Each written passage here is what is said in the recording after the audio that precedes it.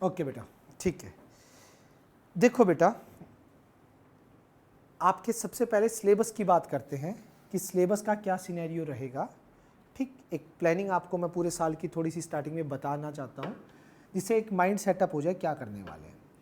हम अपने पूरे सेशन में जो बुक फॉलो करेंगे, तो +1 की है, 9th क्लास की लेटेस्ट एडिशन ये है, RD शर्मा बुक फॉलो करेंगे। इसके 2 पार्ट में आएगी, एक मेन बुक ये आएगी MCQ की, क्योंकि CBSE बोर्ड ने MCQ, केस स्टडी और असेशन रीजन, इन सब का बहुत रोल होने लग गया अब। कम से कम 32 मार्क्स के, आपके 80 में से 32 मार्क्स के केस स्टडी, MCQ और सेशन रीजन आते हैं जो इस बुक से होंगे। ये हर चैप्टर के बाद उसके MCQ हर चैप्टर वाइज दे रखे हैं इसके अंदर, वो हम फॉलो करेंगे। और ये हमारी मेन बुक रहेगी सिलेबस की। पूरा साल हम इस बुक को फॉलो करेंगे, रिवाइज करेंगे और अच्छे से करेंगे। अब इस बुक को करने के मैं फ़ायदे बता देता हूँ। कई बच्चे यूँ होते हैं कि NCERT नहीं करेंगे, RD क्यों कर रहे हैं। इंडिया की टॉप, पूरे इंडिया में जो आज के टाइम टॉप बुक है वो RD शर्मा है, मैथमेटिक्स की। हर एक चीज़ पूरी डिटेल में, पूरे कॉन्सेप्ट क्लियरिटी के साथ, और बहुत अच्छी प्रैक्टिस होगी आपकी। इसके अंदर NCERT सारी कवर हो जाएगी, अलग से करने की ज़रूरत नहीं है। आपकी NCERT एग्जाम्पलर नाम से बुक आती है, वो जो CBSE प्रेफर करता है उस चीज़ को, वो कंप्लीट हो जाएगी। दी बेस्ट क्वेश्चन सारे कवर हो जाएंगे। मैंने RS अग्रवाल भी देखी है, मैंने हज़ारों बुक और भी देखी है 9th क्लास की। This one the best. जब से मैंने अपनी 8 से +2 में RD करवाई है, उसके बाद से जो मुझे पिछले 10 साल पहले शुरू कर दी थी, पढ़ा तो 15-16 साल से रहा हूँ। उससे पहले NCERT करवा ली, PK गर करवा ली, ओसवाल करवा दी, इधर उधर से 5-10 बुकें और करवा दी। बच्चे 99-98 पे रुक रहे थे, कहीं ना कहीं लैक रह रहा था 95-94। लेकिन जब से RD शर्मा शुरू की है, 100 की लाइन लग गई है। तो काफ़ी चेंज देखा है इसमें। कॉन्सेप्ट क्लियरिटी इतनी हो जाती है, आपका लाइफ में मैथ्स में कोई कॉन्सेप्ट वीक नहीं रह सकता। तो सबसे पहले तो आप ये सोचना कि आप इंडिया की टॉप मोस्ट जो बुक है वो 9th में कर रहे हैं। अब बात करता हूँ कुछ सिलेबस की। ठीक, इसमें और NCERT में सिलेबस का क्या फ़र्क है। सिलेबस डिट्टो सेम है, कोई फ़र्क नहीं है। हो क्या रहा है कि इसके अंदर सिर्फ और सिर्फ ये, इसका मैं आपको चैप्टर का बताता हूँ। NCERT के अंदर जैसे फर्स्ट चैप्टर आपका नंबर सिस्टम में NCERT ने 3-4 एक्सरसाइज दे रखी हैं। एक एक्सरसाइज में रैशनल, इरेशनल, नंबर लाइन पे रिप्रेजेंट करना, XYZ जो भी हो रहा है। एक छोटा सा टॉपिक दे रखा है रैशनलाइजेशन का। एक टॉपिक दे रखा है बेटा आपका किनका, एक्सपोनेंट पावर का, और एक रैशनलाइजेशन का, एक रियल नंबर के ऊपर बात की गई है। वो 3 एक्सरसाइज में NCERT में कवर है। RD ने क्या किया, डिटेल में जाके उन 3 टॉपिक के 3 चैप्टर बना दिए, और कुछ नहीं। और जबरदस्त चैप्टर बना, इतना कुछ सीखने को मिलेगा, कहीं लैकिंग होगी नहीं। अगर मैं बात करूं इन 3 चैप्टर्स की, तो ये मिला के NCERT में फर्स्ट चैप्टर है। जब आपके 3 चैप्टर हो जाएंगे तो समझ लेना NCERT का एक चैप्टर हुआ है। लेकिन ये टॉपिक जो है बहुत इंपॉर्टेंट है। इन फ्यूचर इतने ज़्यादा डीप नॉलेज हो जाएगी आपको, आप मैथ्स में कभी भी पीछे नहीं जा सकते। फर्स्ट। सेकंड अगर मैं बात करूं, सेकंड चैप्टर, जब आप ये 3 चैप्टर कवर कर लेंगे तो NCERT का चैप्टर नंबर 2 कवर होगा। सेकंड चैप्टर में 3 टॉपिक है आपके, algebraic identity, factorization of algebraic expression और फैक्टराइजेशन ऑफ पॉलिनोमियल। इन तीनों पे NCERT में एक एक एक्सरसाइज दे रखी है, थोड़े थोड़े क्वेश्चन दे रखे हैं। बट RD शर्मा में इन तीनों पे पूरे डिटेल्ड चैप्टर दे रखे हैं। इतने मस्त मस्त क्वेश्चन है, जबरदस्त, मजे ही पूरे आएंगे। आप इंजॉय करोगे करते हुए, मैं प्रॉमिस करता हूँ इस बात की। ठीक, 3 चैप्टर 1 चैप्टर 2। ठीक, कोऑर्डिनेट ज्योमेट्री अकेला है, लीनियर इक्वेशन इन 2 वेरिएबल ये भी अकेला है। ये शायद चैप्टर 3 या चैप्टर 4, ये चैप्टर 4 3 आपस में चेंज हो सकते हैं थोड़े से, मतलब वो 3 हो सकता है या 4 हो सकता है एनसीईआरटी में। ये चैप्टर 5 अकेला ही है, क्योंकि बहुत ही एक एक्सरसाइज के चैप्टर हैं, बहुत ही छोटे छोटे चैप्टर हैं। तो आपके यूटीज़ की अगर बात करूं, यूटी वगैरह में ये पहले ये दोनों ही आते हैं लगभग, ठीक है, तो ये हो भी जाते हैं। ये 2-2 दिन के चैप्टर हैं वैसे, 2-2 3-3 दिन के, तीनों ही। उसके बाद लाइन्स एंगल्स की बात करें तो ये आप लोगों का चैप्टर नंबर एनसीईआरटी में ये 5 हो गया, तो ये चैप्टर नंबर 6 है। ये एक ही चैप्टर है आरडी में भी और वहाँ भी। ये 7 है, ये 8 है, ये 9 है, ठीक है। ये एनसीईआरटी में भी चैप्टर 10 है। अब ये 2 चैप्टर एनसीईआरटी में एक चैप्टर में कवर है और ये अलग है बिल्कुल लास्ट चैप्टर। अब नंबरिंग थोड़ी सी एनसीईआरटी का, जैसे 11 चैप्टर होगा शायद, मुझे एनसीईआरटी की नंबरिंग का ध्यान नहीं है, तो 11 चैप्टर में ये इन 2 के लास्ट में अलग बना दी। एनसीईआरटी में इनके एक एक्सरसाइज दी हुई है, तो ज़्यादा कुछ नहीं है। अगर आप देखो बस इतना ही ख़त्म है ये सिलेबस आपका, ठीक। तो ज़्यादा सिर्फ और सिर्फ पहले 2 चैप्टर की अगर मैं बात करूं, पहले 2 चैप्टर के लिए पहले तीन, क्योंकि इनमें बहुत बारीक कॉन्सेप्ट है, बहुत बारीक, तो डिटेल में करना। बाकी सारे लगभग सेम एनसीईआरटी वाले चैप्टर है, एक चैप्टर है, और एक इन दोनों को जब कंबाइन कर लेंगे तो एनसीईआरटी का एक चैप्टर कवर होगा। पैटर्न ये है, सिलेबस बहुत आसानी से बहुत जल्दी जितना आप कहोगे वैसे हो सकता है, और स्लो चलेंगे तो बहुत स्लो भी हो सकता है। हमारे पास 9th क्लास में पूरा टाइम बचेगा पूरी टेस्ट सीरीज के लिए, पूरी रिवीजन के लिए, ठीक है, पूरी प्रैक्टिस के लिए टाइम ही टाइम होगा, ठीक है। मस्ती करते हुए पढ़ने के लिए भी पूरा टाइम होगा। जी लगा के आपको मस्ती भी करवाई जाएगी, जी लगा के पढ़ाया भी जाएगा, और पूरा का पूरा आपका रिजल्ट भी 100% निकाला जाएगा। तो सब कुछ मिलेगा आपको 9th क्लास में, ठीक। और फर्स्ट ऑफ ऑल आपका पहला जब यूटी होगा, कोशिश करूंगा मैं वो यूटी वाले चैप्टर करवा दूं, लेकिन मैं पहले तो फर्स्ट चैप्टर से ही चलूंगा। मैं चलूंगा पहला चैप्टर कंप्लीट करवाऊंगा, ऑब्वियसली बनता भी है लगभग, ठीक है, फर्स्ट चैप्टर में। लेकिन मैं टॉपिक अलग अलग सिलेक्ट करूंगा। मैं पहले एक्सपोनेंट पावर करवाऊंगा, फिर मैं रैशनलाइजेशन करवाऊंगा, फिर मैं नंबर सिस्टम करवाऊंगा। चैप्टर 1 ही है, आप समझ पा रहे हैं ना, चैप्टर 1 ही है। कुछ नहीं बेटा, कबूतर है वो, छोटे अभी बच्चे हैं तो इसलिए हिल रहे हैं। मैं एग्जॉस्ट चलाऊंगा तो वो फिर गिर जाएंगे। और यहाँ फिर ना एक बिल्ली है, वो बस वेट करती रहती है इनका, कब ये नीचे गिरे और हजम कर जाए। समझ आ गई बात। तो आज हम जो शुरू करेंगे वो सबसे पहले पहला चैप्टर ही शुरू करने जा रहे हैं, और पहले चैप्टर में हम जो शुरू करने जा रहे हैं exponent of real number. Chapter पहला ही है, मैंने आपको बताया टॉपिक है, ठीक है। टॉपिक कौन सा? Exponent of real numbers. ये शुरू कर रहे हैं बेटा। बेसिक आइडिया हो गया क्या करेंगे पूरे साल, कैसे करेंगे, ठीक। आप लोगों के टेस्ट होंगे वो मैं आपको धीरे धीरे बता दूंगा, क्या पैटर्न पे टेस्ट होंगे, कैसे। हर सैटरडे टेस्ट होगा आप लोगों का, ये तो फिक्स है। रूटीन टेस्ट भी होता है एक 10 मिनट का, उसके बारे में मैं आपको 2-4 दिन कुछ क्वेश्चन होने तो फिर बताता हूँ, ठीक है। सैटरडे हमेशा देख लेना, हर सैटरडे 50 मार्क्स का टेस्ट होगा जो पूरे वीक में हो चुका होगा। आरडी किन किन के पास, अब सुनो मेरी बात, आरडी अगर आपने नई लेनी है तो आप बिल्कुल इसका फेस देख लो अच्छे से, ये लेना पड़ेगा आपको। पुरानी चलेगी क्यों नहीं, सुनो मेरी बात। अगर जस्ट 2024 लिखा मिले ना यहाँ पे, रीप्रिंट या रिवाइज्ड एडिशन 2024 लिखा मिले बिल्कुल नीचे, तो वो तो ले लेना। 23 वाली नहीं लेनी, 23 या 23 से नीचे नहीं लेनी। 24 वाली अगर हाफ रेट में मिले तो ही लेनी है। अगर प्रिंट रेट पे दुकान वाला दे रहा है तो हमें कौन सी लेनी है? 2025 वाली, ठीक है। मेरी बात समझ आ रही है?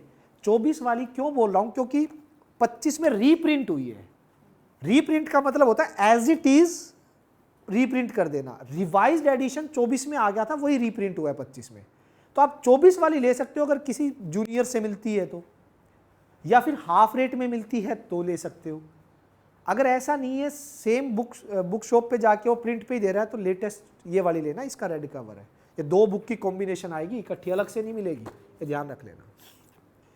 तो ये तो था बेटा आप लोगों का सिलेबस कैसे करना है, क्या करना है, उसके बारे में बातें।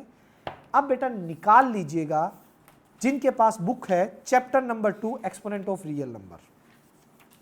बुक नहीं है कोई बात नहीं, मैं आपके लिए बुक रेडी करके लाया हूं, ठीक। अब एक चीज और सुनो, एक चीज और, किसी भी बच्चे को यूं हो कि यार अभी तो एकदम से हम बुक ले ले और हमें 5-10 दिन में यूं रियलाइज हो यार मुझे तो सर का समझ नहीं आ रहा, जेन्युइन सी प्रॉब्लम है, मैं बहुत स्ट्रेट फॉरवर्ड बातें करता हूं, ठीक। कि आपको यूं लगे कि भाई 10 दिन होगी, आरडी भी ले ली हमने बट हमें समझ नहीं आ रहा, या मतलब ट्यूशन चेंज करनी है, कहीं और ट्राई करना है, या फिर आरडी मुझे करनी नहीं है। उसका सॉल्यूशन है, मत लो आरडी। मैंने आपके लिए पीडीएफ बना दी है पूरी, ये पूरी पीडीएफ इंडेक्स की और एक्सपोनेंट ऑफ रियल नंबर पूरे चैप्टर की, पूरा चैप्टर एक्सपोनेंट रियल नंबर की पीडीएफ बना दी है। आप ग्रुप में ऐड हो जाओ, मैं शाम को ग्रुप में बोलूंगा 10 रुपए में पीडीएफ निकल जाएगी और पूरा एक चैप्टर हो जाएगा, एक टॉपिक जो पावर एक्सपोनेंट का था। 10 दिन लगेंगे मुझे, 10 दिन में आपको भी हिसाब आ जाएगा कि भाई मुझे सर का समझ आ रहा है या मुझे कंटिन्यू करना है या नहीं करना, नॉर्मल सी बात है, साफ। तो 10 रुपए की पीडीएफ निकलवा लो, ये ग्रुप में नंबर ऐड हो जाए, मैं शाम को ग्रुप पे इसकी पीडीएफ भेज दूंगा, 10 रुपए में निकलवा लो, पढ़ के देख लो। अच्छा जब तुम्हारा फाइनल हो जाए तो बुक ले लेना, अगर ज्यादा जल्दी नहीं है तो, अगर अभी नहीं लेनी, अदरवाइज जिसको पुराने या जो भी है लेना चाहो तो ले भी सकते हो। क्लियर, कोई दिक्कत? वरना कल ना मिले तो अपना ये काम कर लेना, exponent of real number chapter 2। शुरू करता हूं, नोटबुक निकाल लीजिए, पेन निकाल लीजिए, क्योंकि आज थोड़ा इंट्रोडक्शन देनी जरूरी थी, कल से तो आते ही हम मैदान में उतर जाएंगे, फटाफट क्वेश्चन करेंगे। ऊपर चैप्टर का नाम डालिएगा एक्सपोनेंट ऑफ रियल नंबर। देखिए बेटा चैप्टर 2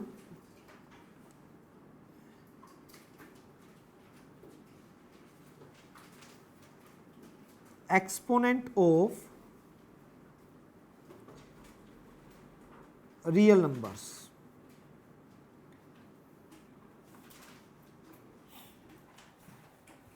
चलिए करें शुरू बेटा, ठीक है। आइए सबसे पहले आपको मैं बताता हूं पॉजिटिव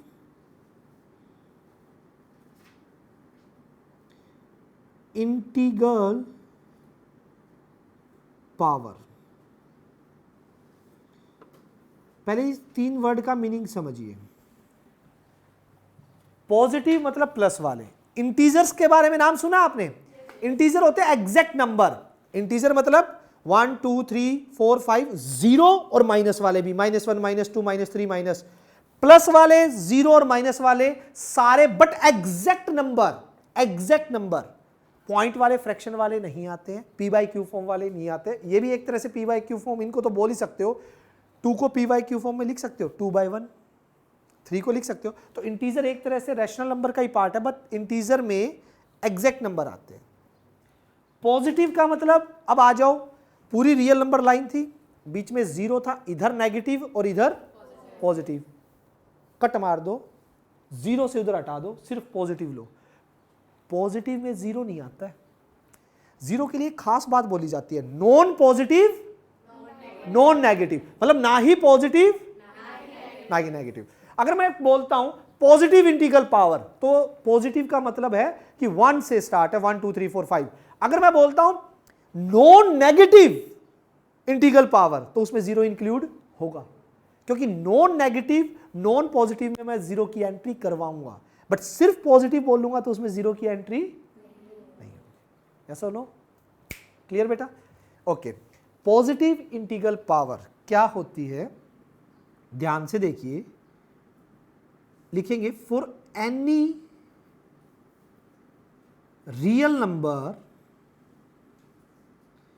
ए, कोई भी रियल नंबर ए है, एंड अ पॉजिटिव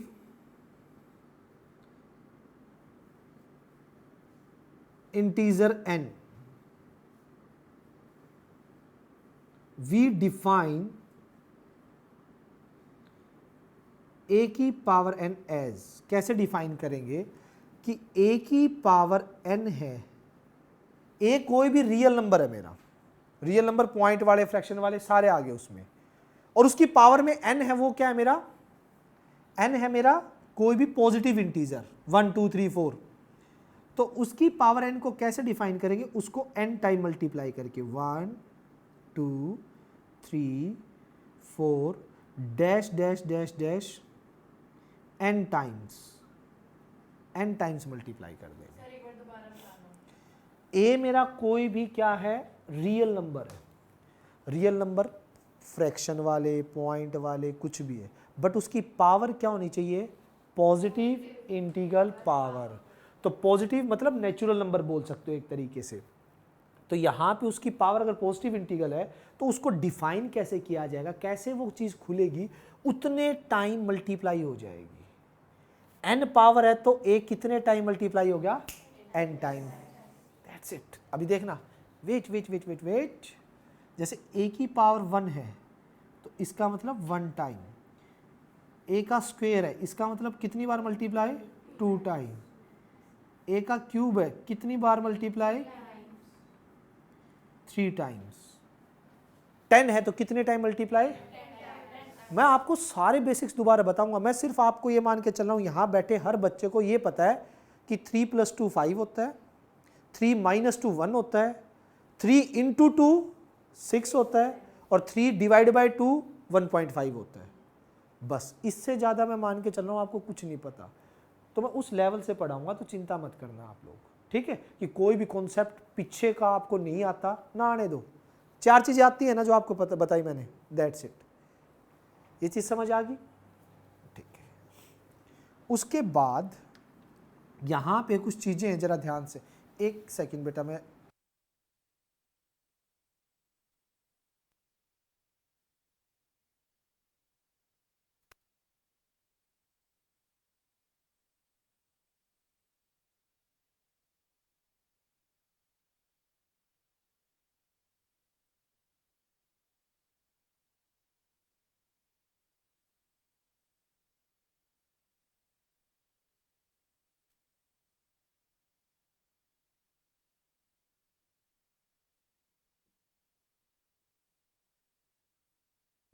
ठीक है, समझ सकते हैं आप, ओके। चले,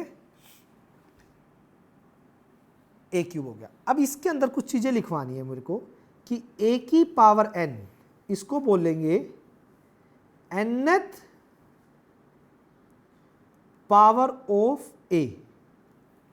भाई a की पावर n लिखा हुआ है, इसको साउंड कैसे करेंगे, बोलेंगे कैसे कि nth power of a, square है तो a स्क्वायर, क्यूब है तो a क्यूब, 4 पावर है तो a⁻⁴, 5 है तो n है तो a⁻nth पावर ऑफ a, ठीक है। नेक्स्ट जो चीज लिखवानी है, a जो है यहां पे a लिखा हुआ है, इसको बेस बोलते हैं, बेस, और n को बोलते हैं इंडेक्स या पावर, एक्सपोनेंट या इंडेक्स वर्ड भी कभी यूज किया जाए तो भी, of nth power of a, मतलब इतना ही लिख दो, इंडेक्स या पावर बहुत है। समझ आ रही है बात, यस और नो। हर एक चीज की डिटेल में घुसो, मैथ में इंटरेस्ट बनाने का इकलौता वे है, हर छोटी छोटी चीज के बारे में। मैथ में अगर डॉट भी लगा हुआ ना, कहीं डॉट लगा दिया, उसके भी भाई मीनिंग है, उस डॉट को भी 4 बार सोचो कि डॉट क्या, कई जगह डॉट पॉइंट के लिए यूज होता है, कई जगह डॉट आगे देखोगे प्रोडक्ट के लिए यूज होता है। तो मैथ्स में हर चीज का ना मीनिंग पता करने की कोशिश करो, आपका इंटरेस्ट कभी भी कम नहीं होगा। समझ आ रही है बात। इंडेक्स या फिर एक्सपोनेंट, नाम है मेरे चैप्टर का, एक्सपोनेंट ऑफ रियल नंबर। तो उसमें एक्सपोनेंट क्या चीज है, जो पावर में होगा, और ये जो नीचे लिखा होगा इसको क्या बोलेंगे, बेस। और nth, a की पावर n को क्या बोलेंगे, nth power of a। Good good good good. अब जैसे यहां पे मैं कुछ एग्जांपल लूं, for example 2 raised to the power 3, it means कितनी बार लिखना है? 3 times. क्या आएगा? क्या आएगा? 8. लवली. इसी तरह से -3/4 की पावर अगर 4 लिखूं, सोचिए कितनी बार मल्टीप्लाई करेंगे? -3/4 इंटू -3/4 -3/4, नीचे वाले 4 इंटू 4 इंटू 4 इंटू 4, 4 4 जा 16, 16 4 जा 64, 64 4 जा बोलो 256. यस और नो? माइनस माइनस 3 3 जा 9. वो एक सेकंड मेरे को प्लस माइनस में भी थोड़ा कंफर्म करना है. 3 3 जा 9. नहीं ये माइनस माइनस प्लस का 9 माइनस का 3 माइनस का 27, देन माइनस का 3 प्लस का 81 प्लस का 81. समझ गए आप? यस. ओके पक्का? यस. Good smarty. चले आगे. चलो नेक्स्ट जो है, लॉज जितने भी आएंगे ना उन सब के बढ़िया प्रूफ के साथ करेंगे हम. ठीक. अभी क्या ये डेफिनेशन है कि कुछ चीजें डिफाइन कैसे की गई हैं. देखो डेफिनेशन का प्रूफ नहीं, प्रूफ किसके होते हैं? प्रूफ थ्योरम के होते हैं, प्रूफ लॉज के होते हैं जो लॉ बने होते हैं. डेफिनेशन तो होता है कोई चीज डिफाइन की गई है, उसको ये चीज लिखा गया है, इस तरह से डिफाइन किया गया है. ठीक. तो ये डेफिनेशन है. 2 और डेफिनेशन है मेरी, अभी इसी के साथ साथ आएंगी. अगली जो डेफिनेशन है जो डिफाइन की गई है वो क्या है, नोट में डाल के लिखिए. इसका आगे मैं लॉ के बाद प्रूफ बेशक दे सकता हूं आपको कि non for any non zero real number A, कोई भी non zero real number A है, हम डिफाइन करेंगे कि उसकी जो पावर होगी 0 पावर होगी तो उसका आंसर हमेशा 1 होगा. Anything raise to the power, non zero होना चाहिए, 0 नहीं होना चाहिए. 0 की पावर 0 इनडिटर्मिनेट टर्म. 0 की पावर 0 कर दूं तो वो उसको बोलते हैं इनडिटर्मिनेट टर्म, कभी ना डिफाइन की जाने वाली टर्म, मतलब जिसको डिफाइन नहीं किया गया है. तो यहां पे उसने पहले ही ए के लिए क्या कंडीशन हटा दी? 0 हटा दिया. 0 के अलावा ए कोई भी आपका रियल नंबर है, anything raise to the power except 0, anything raise to the power 0 का आंसर क्या होगा? हमेशा 1 होगा. समझ आ रही है बात? Anything raise to the power 0 is 1. Clear? कोई दिक्कत? आइए नेक्स्ट. अगर मैं बात करूं, नेक्स्ट है negative integral power. Negative integral power. ठीक है. देखिए नेगेटिव इंटीग्रल पावर से मतलब क्या, कैसे डिफाइन किया गया है, लेकिन उसके लिए कुछ कंडीशन है. पहले तो फॉर एनी नॉन जीरो, वही बात 0 नहीं होना चाहिए, non zero real number A कोई भी नॉन जीरो रियल नंबर है, and a positive integer n. तो वी डिफाइन, कैसे डिफाइन करेंगे कि पॉजिटिव इंटीजर n कैसे डिफाइन करेंगे? a कोई बेस है आपका, a क्या है? कोई बेस है जो कैसा है? 0 के अलावा कोई भी रियल नंबर है दुनिया का, उसकी पावर -n को डिफाइन कैसे करेंगे? क्या है टॉपिक? Negative integral power. पहला क्या था? Positive integral power. वो कैसे ओपन होगा? उसको उतने टाइम मल्टीप्लाई कर देंगे. बट नेगेटिव इंटीग्रल पावर का मतलब है a की पावर -n. n है इंटीजर, और माइनस लग गया तो नेगेटिव इंटीजर बन गई ना, नेगेटिव इंटीग्रल पावर।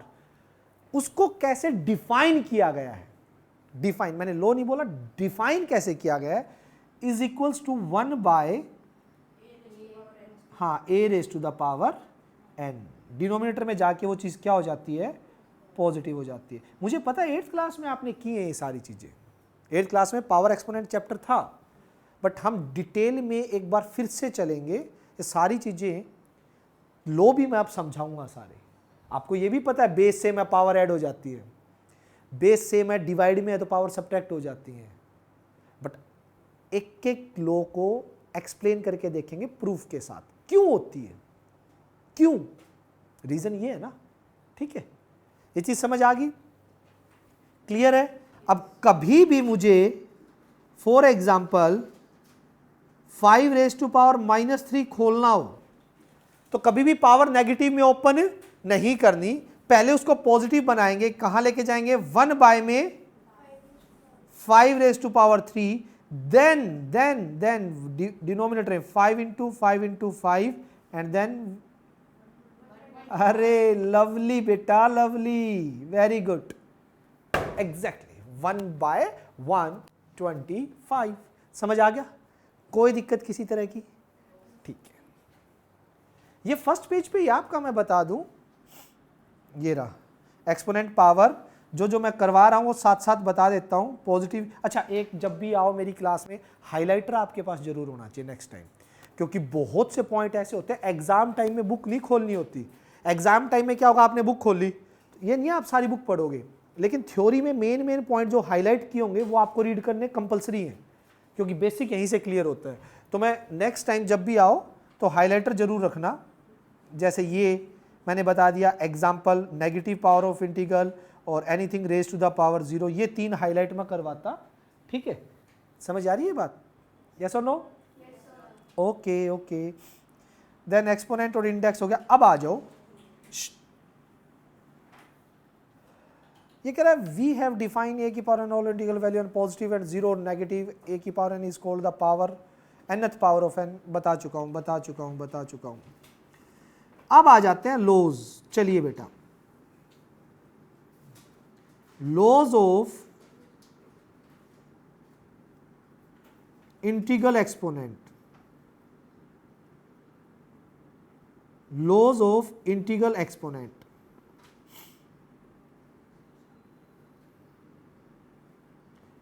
आ जाइए, पहला लॉ क्या है, सेकंड पेज पे स्टार्ट है, 2.2 पेज पे अगर देखोगे तो फर्स्ट लॉ लिखेंगे। फर्स्ट है भाई, किसी भी पावर, कोई भी रियल नंबर है, अगर a की पावर m है और a की पावर n है तो उसका आंसर होता है बेस सेम है तो पावर ऐड हो जाती है। भाई ये कहना चाह रहा है कि बेस अगर सेम है और 2 नंबर मल्टीप्लाई में है तो उनकी पावर क्या हो जाती है। अब इसका प्रूफ देख लेते हैं जरा, डेफिनेशन का यूज करके इसका प्रूफ देख लेते हैं।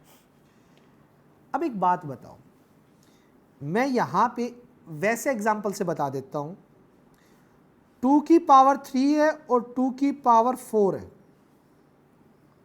रूल होना चाहिए 2 की पावर 7। वो कैसे आएगा, 2 की पावर 3 का मतलब है उसको कितने बार मल्टीप्लाई कर दो बेटा, कितनी बार मल्टीप्लाई कर दो, 3 टाइम्स। 4 है उसका मतलब कितनी बार मल्टीप्लाई कर दो। अब इसका कोई रोल नहीं है। अब डेफिनेशन पे जाओ, जो पहली डेफिनेशन लिखवाई थी मैंने, कि पहली डेफिनेशन क्या थी जो सबसे पहले लिखवाई थी, a raise to the power n क्या होता है, उसको कितनी बार मल्टीप्लाई कर देना, n टाइम मल्टीप्लाई कर। इसको वापस बोलो तो n टाइम मल्टीप्लाई है तो उसको क्या लिख देना, अगर n टाइम मल्टीप्लाई है तो उसको क्या लिख देना, a की पावर 7 टाइम मल्टीप्लाई है तो उसको क्या लिख देना, बाय डेफिनेशन। यहां से कोई लिंक नहीं है, बाय डेफिनेशन उसको क्या लिख सकता हूं मैं, 2 raise to the power 7 exactly. और ये इनडायरेक्ट वे में अब क्या हो गया, इनडायरेक्ट वे में इसको क्या बोल सकता हूं, ये पावर क्या होगी, ऐड। ऐसे बनाया रूल। मतलब ये मेरे को वैसे तो दिखाना किस में चाहिए था, दिखाना चाहिए था कि जनरल में m बार लिखता, n बार लिखता, कंफ्यूज होते हैं, m बार लिखा है n बार लिखा, मैंने सीधा नंबर लेके दिखा दिया आपको। फिर मैं क्या करता, a को m बार लिखता, a m times, m time लिख के फिर a को n bar, a n times, फिर वो कितनी बार हो गया टोटल, m n टाइम्स हो गया, m प्लस n टाइम्स हो गया, तो उसको m प्लस n लिख दो।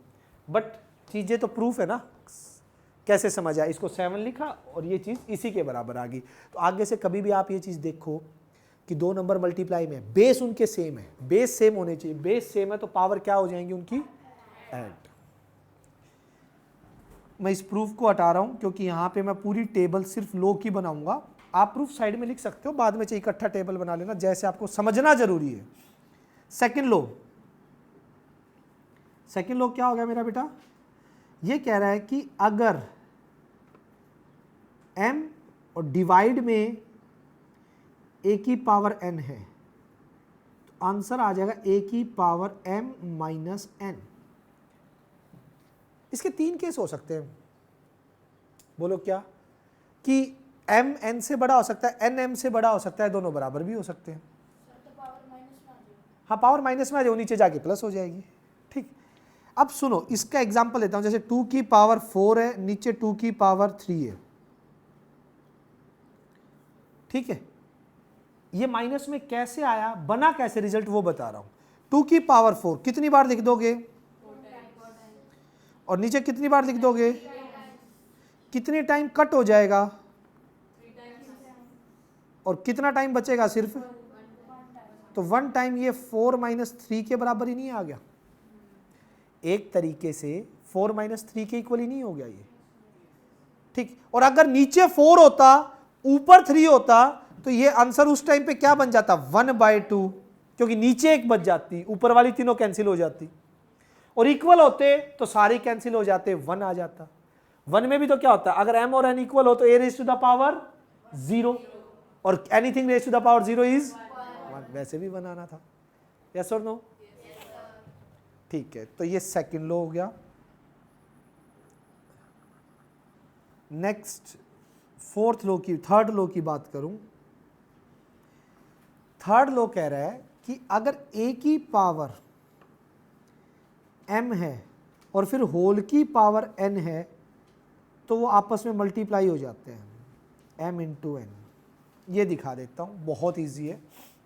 देखो 2 की पावर 3 है और फिर होल पावर 4 है, तो ये कह रहे हैं दोनों मल्टीप्लाई हो जाते हैं, 12 हो जाती है पावर, ये कह रहा है। ये तो रूल से लिख दिया, ये तो कह रहा है कि हो जाती है, मुझे देखना है कि क्यों हुई, क्यों हुई, किस वजह से हुई। पहले ऊपर वाली पावर को देखो, ऊपर वाली पावर क्या है, 4, सबसे ऊपर 4 लगी हुई, मतलब जो भी अंदर मटेरियल है उसको कितनी बार मल्टीप्लाई करना है, 4 टाइम, 4 टाइम, यस एग्जैक्टली, कितने time, 4 time, 2 raise to power 3, 2 raise to power 3, 2 raise to power 3, 2 raise to power 3, yes और नो, क्लियर है। मतलब ऊपर जो भी पावर थी उसको 4, नीचे जो भी मटेरियल था 4 टाइम लिख दिया। अब हर एक को कितनी बार लिखेंगे हम, 2 की पावर 3, 3 टाइम, 3 टाइम, 3 टाइम, देखना क्या हो गया, नहीं डेफिनेशन तो पावर वाली यूज हो रही है ना, पहली डेफिनेशन यूज हो रही है, लो एक ही यूज हो रहा है भाई, पहली जो इवन सच बताऊं तो लो यूज ही नहीं हो रहा, मैंने लो यूज ही नहीं किया, मैंने डेफिनेशन यूज की। मैंने जो सबसे पहले डेफिनेशन लिखवाई थी वो क्या थी, a raise to the power n, yes a raise to the power n किसके बराबर होता है, a raise to the power n, उसको उतनी बार लिख दो, मैंने बस नीचे जो था उसको उतनी बार लिख दिया।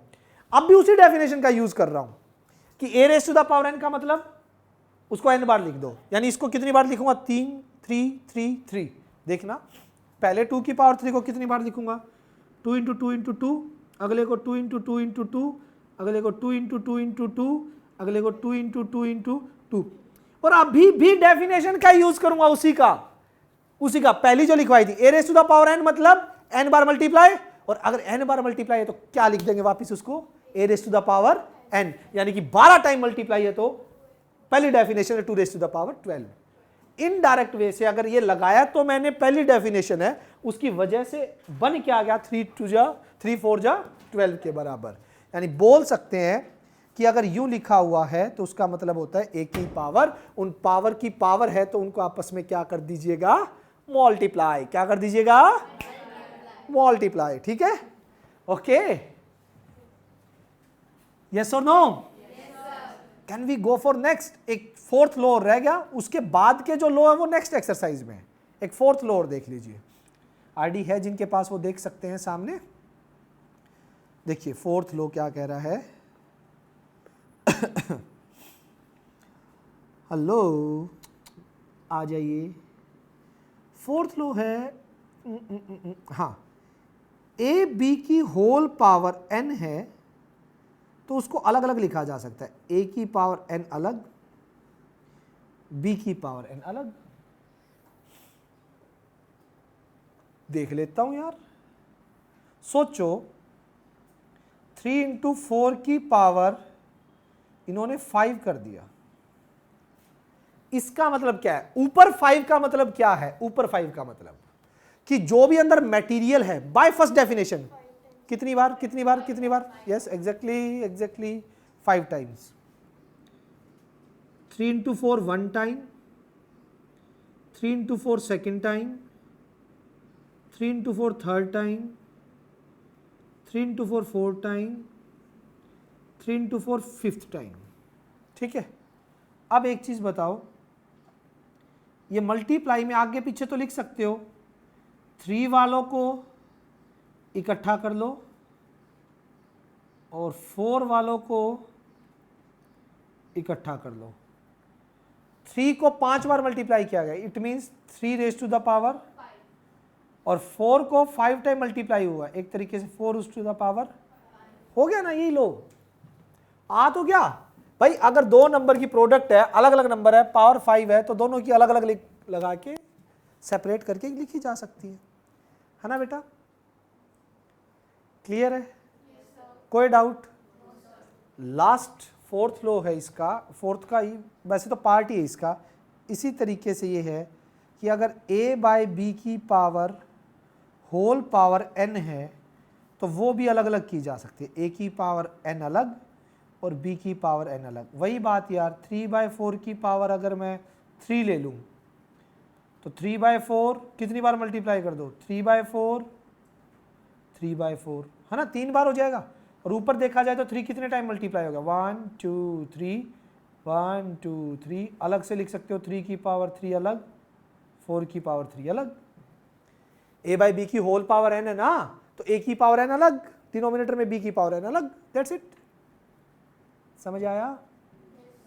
बताओ बेटा, क्लियर? कोई डाउट? ठीक, अब हमारे एग्जाम्पल शुरू हो जाएंगे फर्स्ट एक्सरसाइज के। अच्छा ये चीज़ ध्यान रखना, अगर प्राइम नंबर है कोई p और q, p की पावर l है, m की पावर n है, और यहाँ भी p और q वही प्राइम नंबर है, यहाँ पे a और b है। प्राइम नंबर समझ रहे हो? प्राइम नंबर कौन से होते हैं? कौन से होते हैं? 2 3 5 7 11, ऐसे नंबर जो सिर्फ और सिर्फ खुद से डिवाइड होते हैं। ठीक, अगर वो हैं और इस तरह से लिखे गए हैं तो उनकी पावर हमेशा इक्वेट होगी। अगर 2 की पावर 3 इंटू 5 की पावर 8 है और इधर भी लिखा गया 2 इंटू 5, 2 की पावर x और 5 की पावर y है, प्राइम नंबर है, ध्यान रखिएगा, तो हमेशा पावर इक्वेट हो जाती हैं। x की वैल्यू कितनी आ जाएगी और y की वैल्यू कितनी आ जाएगी? x की वैल्यू कितनी आ जाएगी? 3, और y की वैल्यू कितनी आ जाएगी? Any doubt? पक्का?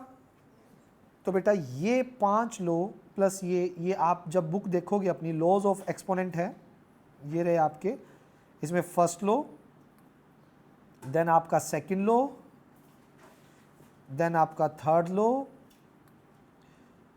देन आपका फोर्थ लो। फोर्थ लो के दोनों पार्ट मैंने बताए, हाँ डिनोमिनेटर 0 नहीं होना चाहिए, और ये रिमार्क जो अभी अभी मैंने लिखवाया कि अगर ऐसा होता है तो। अब एग्जाम्पल शुरू है। फर्स्ट एग्जाम्पल से स्टेटमेंट आपके सामने रहेगी, सारे के सारे करेंगे। आ जाइए बेटा, साथ साथ लिखना है, साथ साथ करना है। पहली एक्सरसाइज में मेरे एग्जाम्पल ज़्यादा ही हैं, 17 एग्जाम्पल है, तो पार्ट्स मिला के शायद मुझे 3 दिन लग जाएं, 2.5 दिन 3 दिन लग जाएंगे, क्योंकि पार्ट्स ज़्यादा हैं। तो 2 से 2.5 दिन में हम फर्स्ट एक्सरसाइज कंप्लीट कर लेंगे। 2 ही एक्सरसाइज हैं, तो ये टॉपिक मेरा लगभग 4 दिन में 5 दिन में कंप्लीट हो जाना चाहिए, 5 डेज में। आ जाओ, सॉल्यूशन लिखिएगा। बुक खोल सकते हो आप, जिसके पास बुक है वो खोल सकता है बुक। सॉल्यूशन है सामने दे रखे, तो देखना मत, ऊपर देखो फिर। हाँ, सॉल्यूशन देखने नहीं है, करना खुद। आ जाओ, 5 raise to the power 2, 5 raise to the power 4, कौन सा लॉ लगेगा? फर्स्ट की पावर क्या हो जाएंगी? 5 रेज़ टू द पावर 6 और 5 की पावर 6, करो मल्टीप्लाई, 5 इंटू 5 इंटू 5 इंटू 5, करो करो, बताओ कितना होता है, जल्दी कीजिए, बताइए जल्दी करके कितना आएगा। ओ 6 है, वो 5 हुआ, एक बार और करना पड़ेगा उसको। आपने देखो 5 बार किया, एक बार और करना पड़ेगा 6 बार के लिए।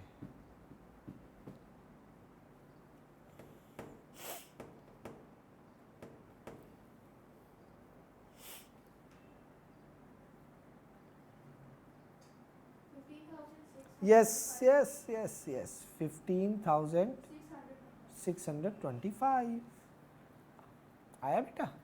कोई नहीं, जिसका नहीं आया वो करो आराम से।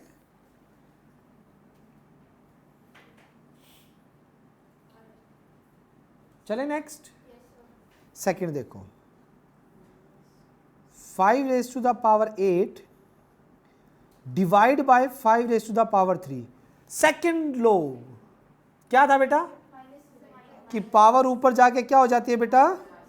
माइनस। तो 5 रेज़ टू द पावर, अरे इसका आंसर आपको पता है, जस्ट इससे पहले एक 5, हाँ 3000, ना ना ना ना, वो 6 थी बेटा, 125, 3125, ठीक है, एक कम होगा ना। नेक्स्ट कौन सा रूल लगेगा, कौन सा लो? 3 का स्क्वायर होल क्यूब, 3 की पावर 3 टू जा 6 और 3 रेज़ टू द पावर 6 4 तक, 3 की पावर 4 81 होता है, और इंटू 3 243 और इंटू 3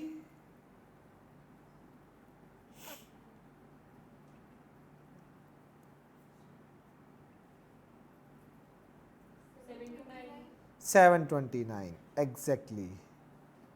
फोर्थ पार्ट 11/12 की पावर 3, आपको पता है ऐसे रूल में 11 की 3 अलग चली जाएगी, 12 की अलग, 11 की 3 करोगे 1331 और 12 की 3 करोगे 1728, ठीक है। और नेक्स्ट फिफ्थ, 3 बाय होल की पावर -3। पहले सबसे पहला जो काम इसमें करना है बेटा, क्या करना है? पावर को पॉजिटिव बनाना है, रेसिप्रोकल कर देंगे। 4/3 करते ही पावर 3 हो जाएगी।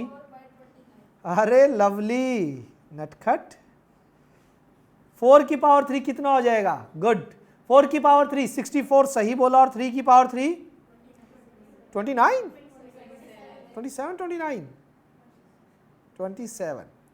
अब बेटा सेकंड एग्जांपल करवा सकता हूं, बट मेरे को एक चीज लग रही है कि इस चैप्टर में हमें आगे बढ़ने से पहले, ठीक है, कुछ और चीजें पता होनी चाहिए सेकंड एग्जांपल में बढ़ने से पहले, जो कल का होमवर्क भी रहेगा आपका, ठीक है।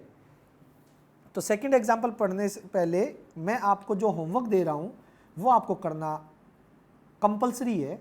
होमवर्क लिख लो, ये याद करके आने जो मैं लिखवा रहा हूं, ये लर्न करके आने जो मैं लिखवा रहा हूं। लिखो 2 की पावर 1 2, 2 की पावर, कुछ मेन में लिखवाऊंगा जो यूज होंगे सारे। 2 की पावर 2 4, 2 की 3 8, 2 की 4 16, 2 की 5 32, 2 की 6 64, 2 की 7 128, 2 की 8 256, 2 की 9 512 और 2 की 10 1024। 2 में तो 10 तक याद करनी है, 3 की पावर 1 3, 3 का स्क्वायर 9, 3 की 3 27, 3 की 4 81, 3 की 5 243 और 3 की 6 तक याद करनी है 729। ठीक, 4 की 1 4, 4 का स्क्वायर 16, 4 की क्यूब 64, 4 की 4 256। 4 की इतनी याद करनी है, सिर्फ 4 ही। 5 की 1 5, 5 का स्क्वायर 25, 5 का क्यूब 125, 5 की 4 625, 5 की 5 3125, 5 की 6 15625। ये यहाँ तक याद करनी है। 6 की 1 6, 6 की 2 36, 6 की 3 216, इतना याद करना है। 7 की 1 7, 7 की 2 49, 7 की 3 343, बस। 8 में आपको याद करना है, 8 की 1 8, 64, 8 की 3 कितना हो जाएगा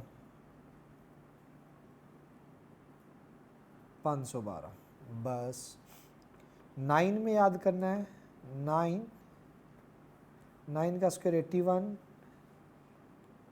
729। ठीक, 10 में याद करने की ज़रूरत नहीं है। 11 की 1 11, 11 का स्क्वायर 121, 11 का क्यूब 1331 और एक लास्ट 12 की ओर याद करनी है।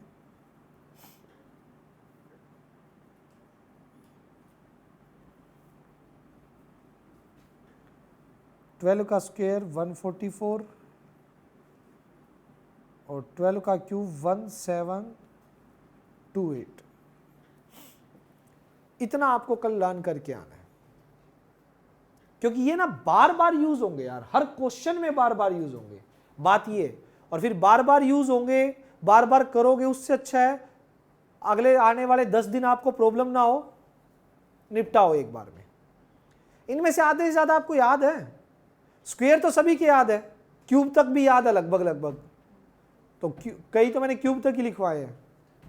ये चीजें आपको लर्न करके आनी है। ओके फाइन, आज के लिए इतना रखते हैं बेटा। कोशिश करना या तो पीडीएफ निकलवा लो या फिर बुक ले लो। बुक आपको पता है पुरानी, अगर पिछले साल की 24 की अगर हाफ रेट में मिले तो ले लेना, नए प्राइस में मिले तो आपको नई आरडी लेनी है। ठीक है, कल आते ही हम एग्जाम्पल पे बुरी तरह से टूट पड़ेंगे और टूट के कोशिश करेंगे जितने ज्यादा हो सके कल में निपटाएं। किसी को कोई डाउट, किसी को कुछ समझ ना आया हो, बेटा ग्रुप में नंबर ऐड करवा लो मैम से। ग्रुप में नंबर ऐड होने के बाद मैं आपको लेक्चर सेंड कर दूंगा। ये लेक्चर रिकॉर्ड हो चुका है, लेक्चर मिल जाएगा, पीडीएफ मिल जाएगी और बुक की पीडीएफ भी मिल जाएगी। Okay, bye bye.